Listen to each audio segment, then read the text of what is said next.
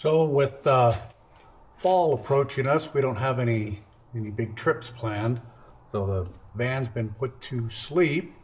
It's time to clean the garage. My shop is an absolute mess. I'll show you. That is what I'm looking at. So today we're going to clean the shop.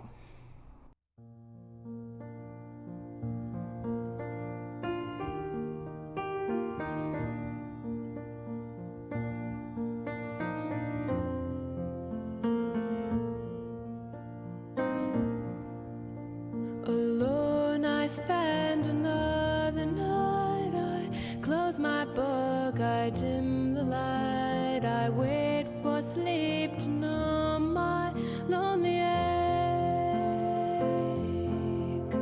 No rest I find inside my bed. No rest but yawning thoughts.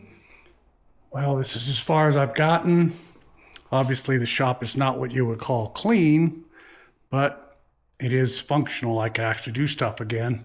I got a stack of wood here for little projects I'll be doing for Christmas time. I got another stack of wood over here on the CNC. Same thing. I've got projects in mind for those.